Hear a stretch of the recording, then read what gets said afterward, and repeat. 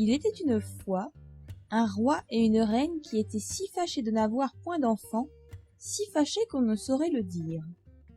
Ils allèrent à toutes les eaux du monde, vœux, pèlerinages, menues dévotions, tout fut mis en œuvre et rien n'y faisait. Enfin pourtant, la reine devint grosse et accoucha d'une fille. On fit un beau baptême. On donna pour marraine à la petite princesse toutes les fées qu'on put trouver dans le pays. Il s'en trouva 7.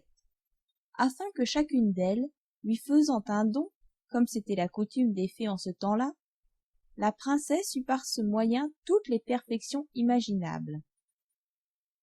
Après les cérémonies du baptême, toute la compagnie revint au palais du roi, où il y avait un grand festin pour les fées.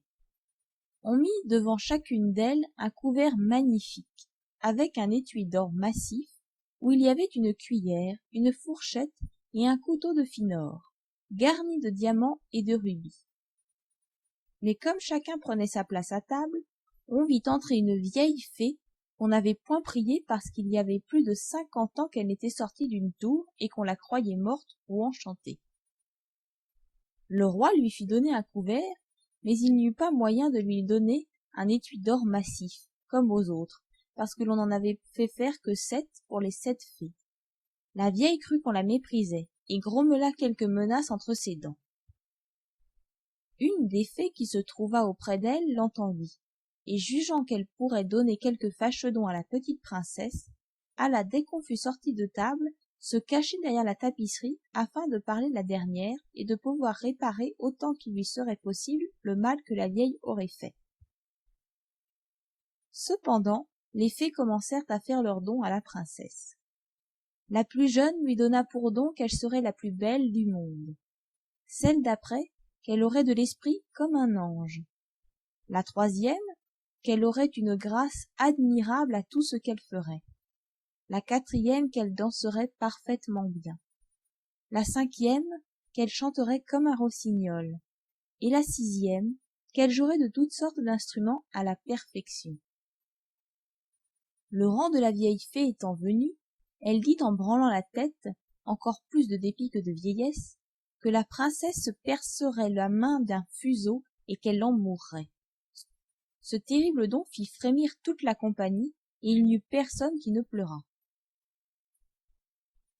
Dans ce moment, la jeune fée sortit de derrière la tapisserie, et dit tout haut ces paroles. « Rassurez-vous, roi et reine, votre fille n'en mourra pas. Il est vrai que je n'ai pas assez de puissance pour défaire entièrement ce que mon ancienne a fait. La princesse se percera la main d'un fuseau, mais au lieu d'en mourir, elle tombera seulement dans un profond sommeil qui durera 100 ans, au bout desquels le fils d'un roi viendra la réveiller. » Le roi, pour tâcher d'éviter le malheur annoncé par la vieille, fit publier aussitôt un édit par lequel il défendait à tous de filer au fuseau, ni d'avoir des fuseaux chez soi sous peine de mort.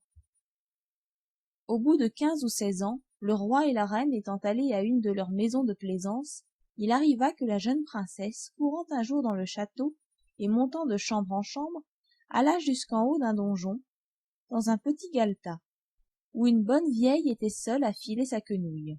Cette bonne femme n'avait point entendu parler des défenses que le roi avait faites de filer au fuseau. « Que faites-vous là, ma bonne femme ?» dit la princesse. « Je file, ma bonne enfant, » lui répondit la vieille qui ne la connaissait pas. « Oh, que cela est joli !» reprit la princesse. « Comment faites-vous? Donnez-moi que je vois si j'en ferai bien autant. » Elle n'eut pas plutôt pris le fuseau que comme elle était fort vive, un peu étourdie, et que d'ailleurs l'arrêt des faits l'ordonnait ainsi, elle s'en perça la main et tomba évanouie. La vieille, bien embarrassée, crie au secours. On vient de tous côtés. On jette de l'eau au visage de la princesse, on la délace, on lui frappe dans les mains, on lui frotte les tempes avec de l'eau de la reine de Hongrie, mais rien ne la faisait revenir.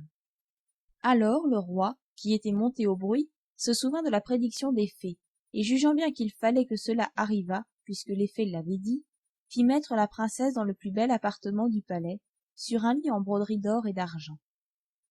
On eût dit un ange, tant elle était belle, car son évanouissement n'avait pas ôté les couleurs vives de son teint.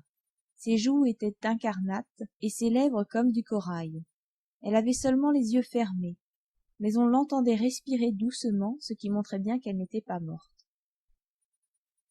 Le roi ordonna qu'on la laissât dormir jusqu'à ce que son heure de se réveiller fût venue. La bonne fée qui lui avait sauvé la vie, en la condamnant à dormir 100 ans, était dans le royaume de Mataquin, à 12 000 lieues de là, lorsque l'accident arriva à la princesse. Mais elle en fut avertie en un instant par un petit nain qui avait des bottes de 7 lieues. C'étaient des bottes avec lesquelles on faisait 7 lieues d'une seule enjambée. La fée partit aussitôt, et on la vit au bout d'1 heure arriver dans un chariot tout de feu, traîné par des dragons. Le roi lui alla présenter la main à la descente du chariot. Elle approuva tout ce qu'il avait fait, et comme elle était grandement prévoyante, elle pensa que quand la princesse viendrait à se réveiller, elle serait bien embarrassée, toute seule dans ce vieux château. Voici ce qu'elle fit. Elle toucha de sa baguette tout ce qui était dans ce château, hors le roi et la reine. Gouvernantes, filles d'honneur, femmes de chambre, gentilshommes, officiers, maîtres d'hôtel, cuisiniers, marmitons, galopins, gardes, suisses, pages, valets de pied. Elle toucha aussi tous les chevaux qui étaient dans les écuries, avec les palefreniers, les gros matins de basse-cour, et Pouf, la petite chienne de la princesse qui était auprès d'elle sur son lit.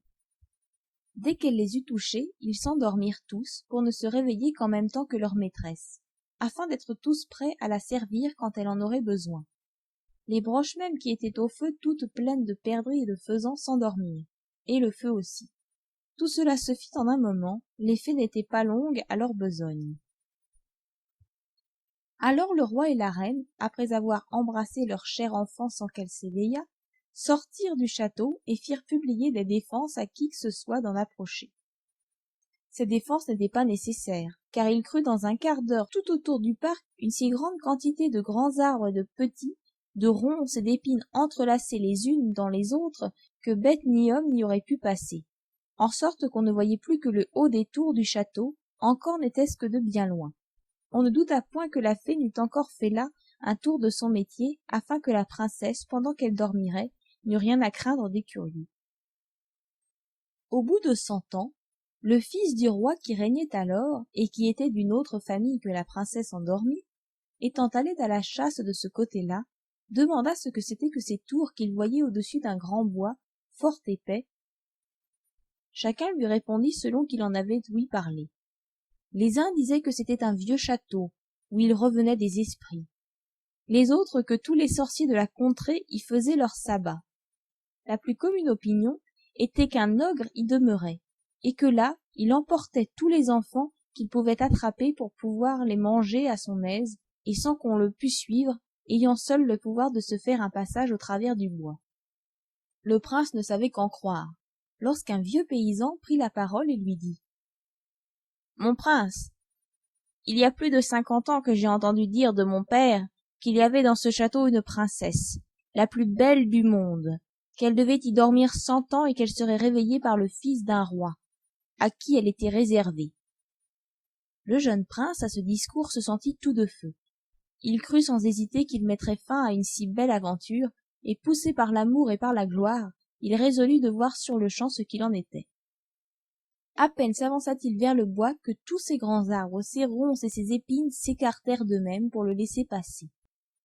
Il marcha vers le château qu'il voyait au bout d'une grande avenue où il entra, et ce qui le surprit un peu, il vit que personne de ces gens ne l'avait pu suivre, parce que les arbres s'étaient rapprochés dès qu'il avait été passé. Il continua donc son chemin, un prince jeune et amoureux et toujours vaillant. Il entra dans une grande avant-cour, où tout ce qui vit d'abord était capable de le glacer de crainte.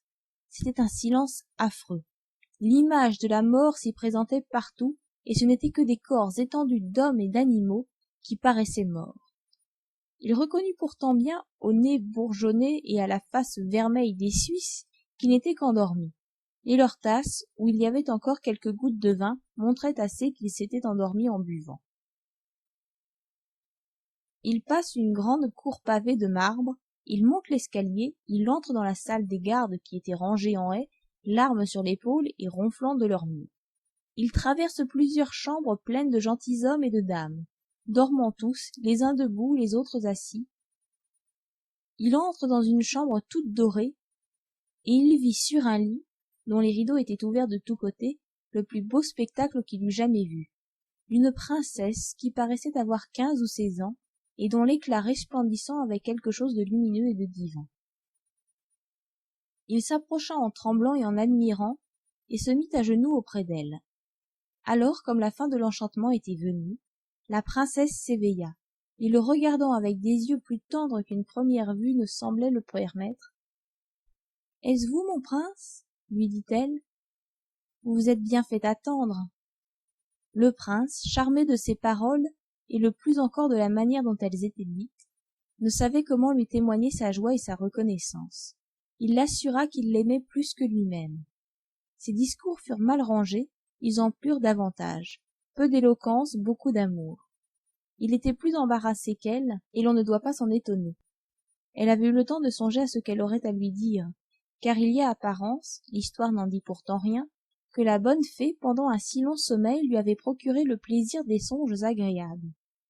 Enfin, il y avait 4 heures qu'ils se parlaient, et ils ne s'étaient pas encore dit la moitié des choses qu'ils avaient à se dire. Cependant, tout le palais s'était réveillé avec la princesse. Chacun songeait à faire à sa charge, et comme ils n'étaient pas tous amoureux, ils mouraient de faim. La dame d'honneur, pressée comme les autres, s'impatienta et dit tout haut à la princesse que la viande était servie. Le prince aida la princesse à se lever. Elle était tout habillée et fort magnifiquement. Mais il se garda bien de lui dire qu'elle était habillée comme ma grand-mère, et qu'elle avait un collet monté. Elle n'en était pas moins belle. Ils passèrent dans un salon de miroirs et y soupèrent, servis par les officiers de la princesse. Les violons et les hautbois jouèrent de vieilles pièces, mais excellentes, quoiqu'il y eût près de 100 ans qu'on ne les jouât plus. Et après souper, sans perdre de temps, le grand aumônier les maria dans la chapelle du château, et la dame d'honneur leur tira le rideau.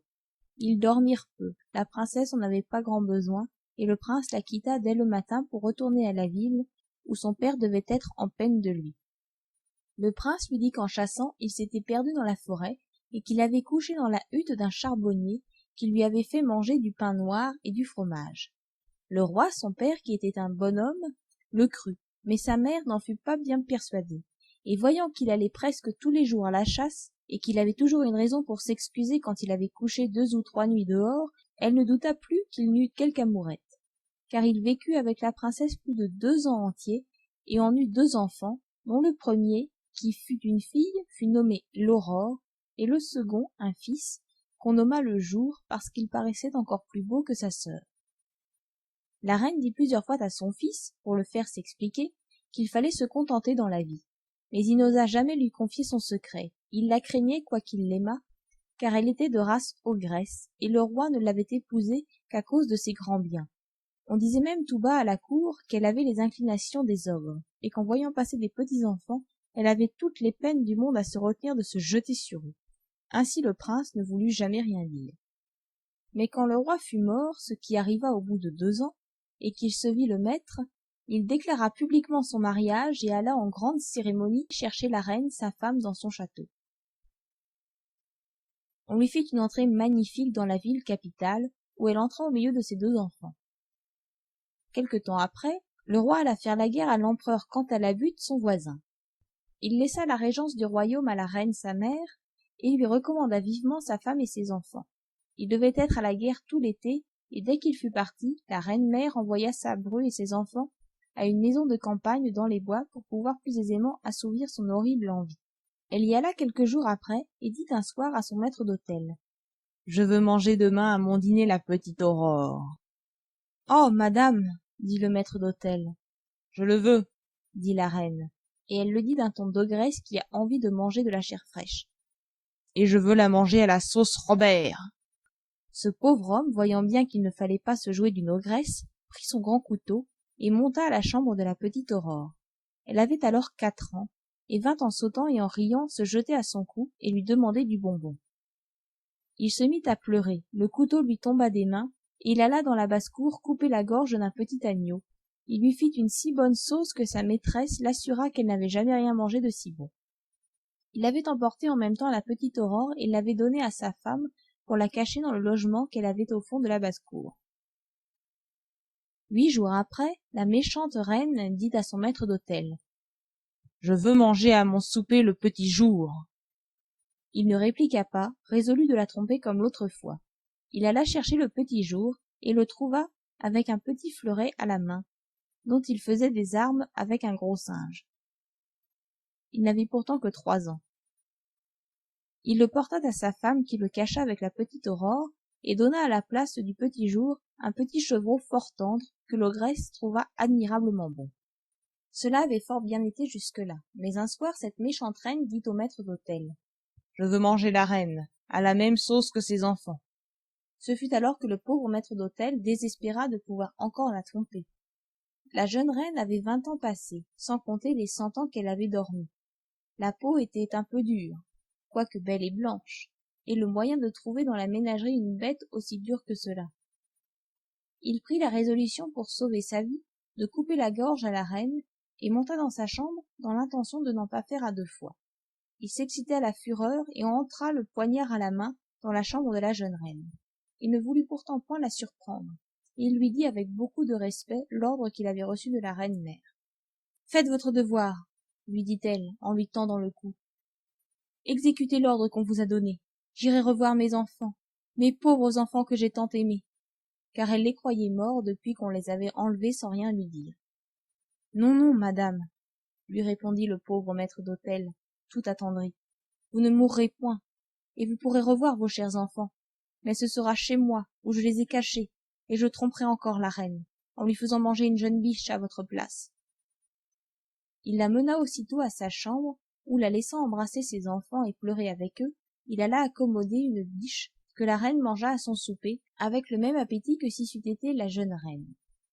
Elle était bien contente de sa cruauté, et elle se préparait à dire au roi, à son retour, que les loups enragés avaient mangé la reine, sa femme et ses 2 enfants.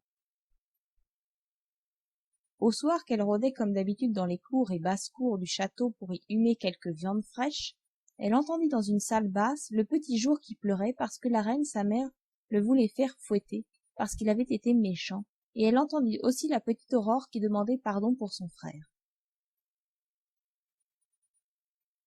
L'ogresse reconnut la voix de la reine et de ses enfants, et furieuse d'avoir été trompée, elle commande dès le lendemain au matin, avec une voix épouvantable qui faisait trembler tout le monde, qu'on apporta au milieu de la cour une grande cuve qu'elle fit remplir de crapauds, de vipères, de couleuvres et de serpents pour y faire jeter la reine et ses enfants, le maître d'hôtel, sa femme et sa servante. Elle avait donné ordre de les amener les mains liées derrière le dos. Ils étaient là, et les bourreaux se préparaient à les jeter dans la cuve, lorsque le roi, qu'on n'attendait pas si tôt, entra dans la cour à cheval. Il était venu en poste et demanda tout étonné ce que voulait dire cet horrible spectacle. Personne n'osait l'en instruire, quand l'ogresse, enragée de voir ce qu'elle voyait, se jeta elle-même la tête la première dans la cuve et fut dévorée en un instant par les vilaines bêtes qu'elle y avait fait mettre. Le roi ne put s'empêcher d'en être fâché, car elle était sa mère, mais il s'en consola bientôt avec sa belle femme et ses enfants.